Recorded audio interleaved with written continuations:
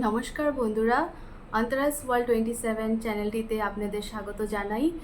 আর আশা করি আপনারা ভালো আছেন, সুস্থ আছেন। আর এখন সকাল 10টা। আমি সকালবেলা ডাল আর একটা ভাজা করে আমার বরকে অফিসে দিয়েছি। তো এখন আমি বাকি রান্নাটুকু করব, সেইটা আমি আপনাদের সাথে শেয়ার করব। তো চলুন আমার সাথে থাকুন আর ব্লগটিকে পুরো দেখুন। এই যে বন্ধুরা, আমি রান্নাঘরে এসে গেছি। আমি কড়াই বসিয়ে দিয়েছি আর সরষের তেল দিয়েছি কড়াইতে। এখন তেলটা গরম হয়ে গেছে আর আমি এতে কিছু কালো জিরা ফোড়ন দিচ্ছি। ফোড়নটা দেওয়ার পরে আমি একটু নেড়ে চেড়ে নেব। আর এখন আমি এতে সেদ্ধ করা, পুরো সেদ্ধ না, 4-5 মিনিটের সেদ্ধ করা আমি সজনা ডাঁটা আর আলু দিয়ে দেব।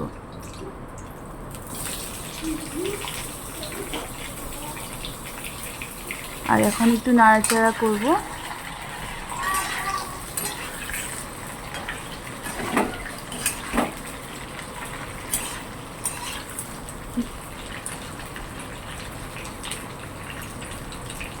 এখন আমি এতে হলদি পাউডার দিয়ে দিচ্ছি।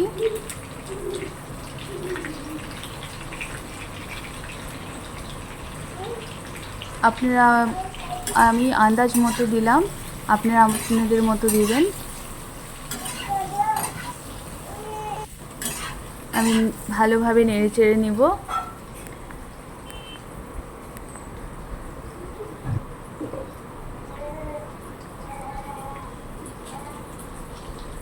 আর এখন অল্প নুন দিয়ে দিলাম।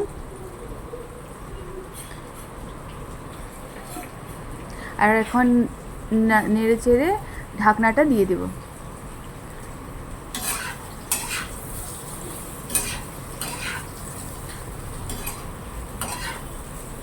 এই সবজিটা এই সিজনেরই সবজি। আর সজনে ডাঁটাটা আমার কাল আনা হয়েছে বাজার থেকে, আর আজকে আমি রান্না করছি। আর খুব ফ্রেশ ছিল ডাঁটাটা। এই যে দেখুন, আমার ছেলে আর মেয়ে, আমি ওদিকে রান্না করছি আর এরা বসে দুজন গল্প করছে।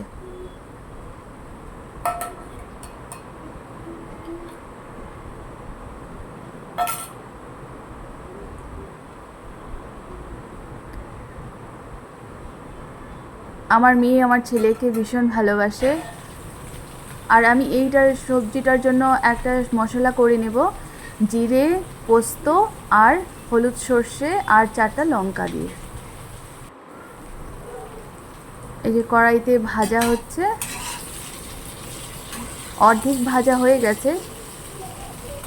আমি এখন মশলাটা দিয়ে দেব এখানে।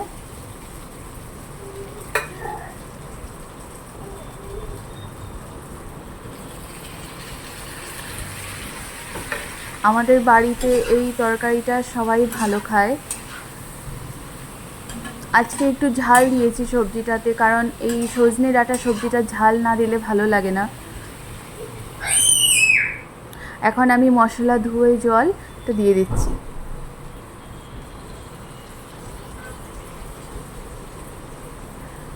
আবার একটু নেড়ে চেড়ে নিচ্ছি।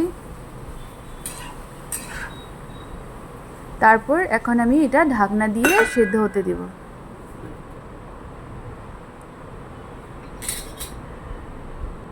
সিদ্ধ হয়েছে কিনা না এখন ঢাকনাটা উঠিয়ে দেখছি। মশলাটা ভাজা ভাজা হয়েছে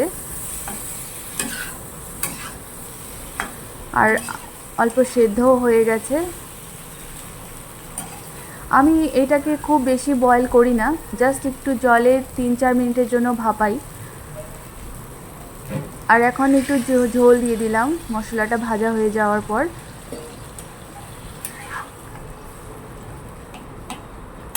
কখনো কখনো সজনে ডাঁটাটা তিতে বেরোয়, তো এই জন্য আমি আগে একটু জল দিয়ে ভাপিয়ে নিই।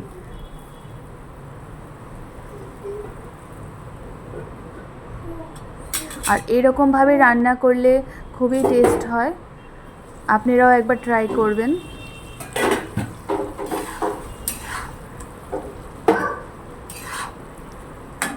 রান্নাটা হয়ে গেছে পুরো। এখন নামানোর আগে অল্প চিনি দিয়ে দিলাম, চিনি দিয়ে অল্প নেড়ে চেড়ে এখন এটাকে গ্যাসটাকে অফ করে দেব।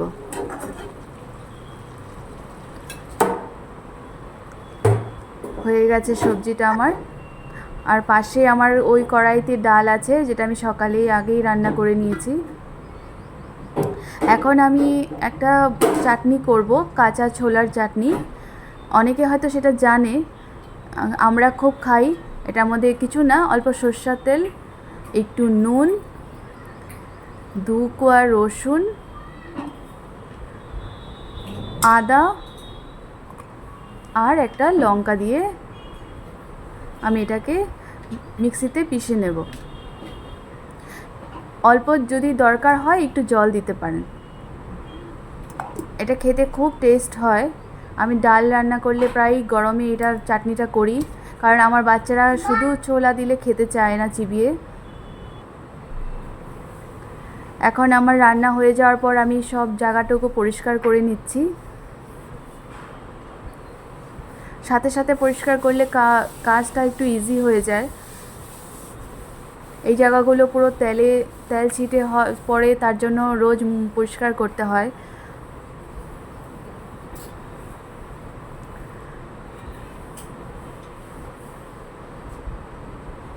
আর বাসন আমি ধুয়ে নিয়েছি, যা বাসন নোংরা হয়েছিল।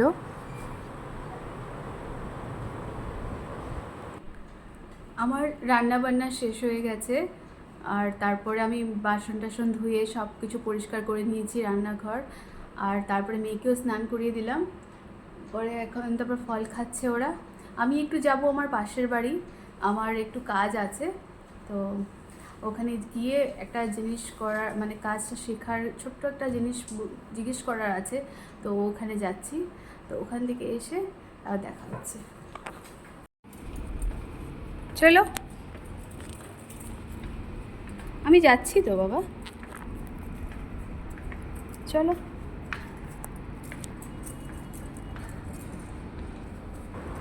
এটা আমাদের সবার করিডোর। এখানে এই করিডোরের সামনে সবার বাড়ির দরজাগুলো।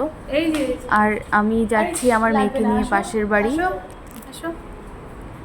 এমনিতে যাওয়া হয় না, কিন্তু মাঝে সাঝে কখনো দরকার পড়লে আমি যাই বা ওরা আসে। এই যে এখানকার মানুষরা প্রত্যেক দিন মানুষের বাড়িতে যায় না, খুব কম আসা যাওয়া হয়।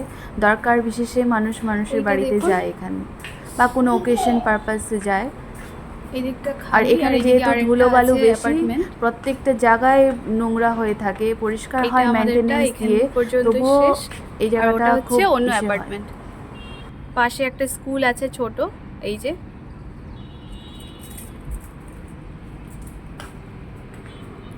ঠিক আছে, কি দেখছি।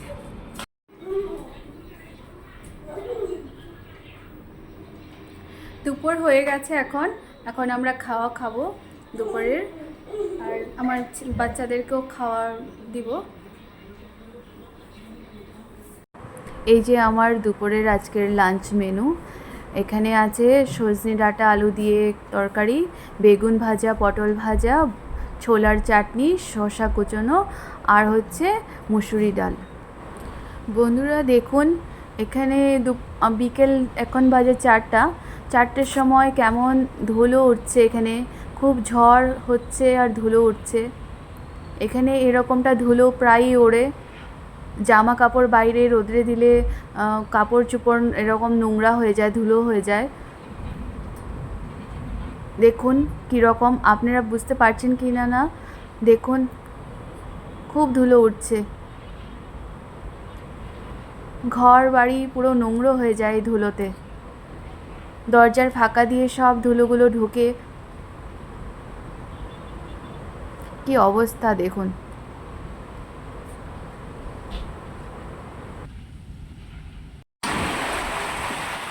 দেখুন আবার বৃষ্টি নেমে গেছে, ধুলো ঝড় আসার পর খুব বেশি শিলাবৃষ্টি হচ্ছে। আমি জানি না আপনারা ক্যামেরাতে বুঝতে পারছেন কিনা নয়, কিন্তু খুব বেশি শিলাবৃষ্টি হচ্ছে। দেখুন আমার ব্যালকনিতে একটা দুটো পড়ছে, বাইরে বেরোতেও পারছি না, নাহলে ভালো করে দেখাতে পারতাম।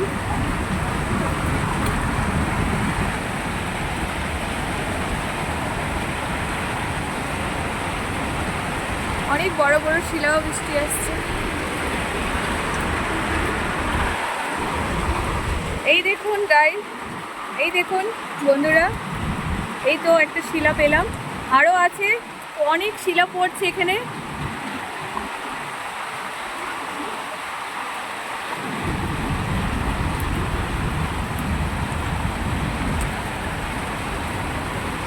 এটা আশ্চর্যজনক ব্যাপার, রাজস্থানে এরকম শিলাবৃষ্টি মানে খুব কম হয়।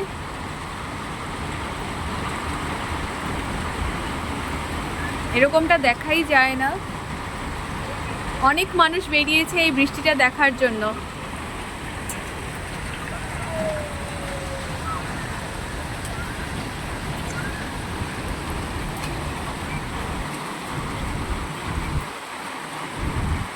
এর আগে একটু ঝড় তুফান এসেছিল, তারপরে এই বৃষ্টি। এটা মাটিতে হলে ভালো দেখা যেত, বাট যেহেতু আমরা উপরের তলায় থাকি 9th ফ্লোরে, তো এত বোঝা যাচ্ছে না, বাট অনেক বেশি বৃষ্টি হচ্ছে। বৃষ্টিটা কমে গেছে, এখন ওয়েদারটা ওয়েদারটা আবার সুন্দর হয়ে অন্যরকম গেছে। হয়ে গেছে। সত্যি প্রকৃতির সাথে কোনো তুলনা নেই। খুব ভাল লাগছে, মানে সিমলাতে যেরকমটা ফিল হয় সেরকম ফিল হচ্ছে। মাঝখানে খুব গরম পড়ে গেছিলো, আবার আজকের ওয়েদারটা এখন এরকম হওয়াতে আবার খুব সুন্দর হয়ে গেছে। হাওয়া দিচ্ছে বেশি করে, আর খুব ঠান্ডা ফিল হচ্ছে, অপূর্ব লাগছে।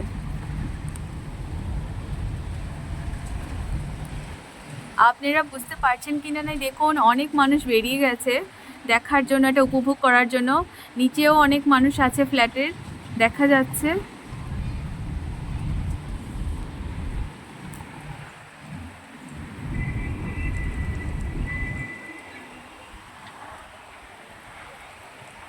এই দেখুন সূর্যটা লুকিয়ে আছে, খুব ভাল লাগছে, অপূর্ব দৃশ্য।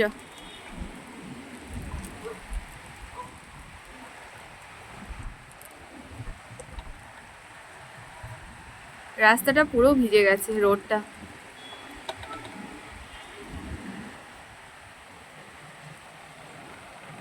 দরজাটা নিজে নিজে বন্ধ হয়ে যাচ্ছে, দেখুন হাওয়া খুব দিচ্ছে।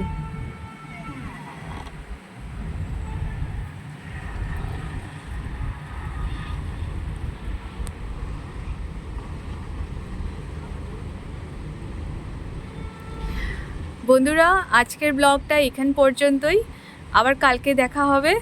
টাটা।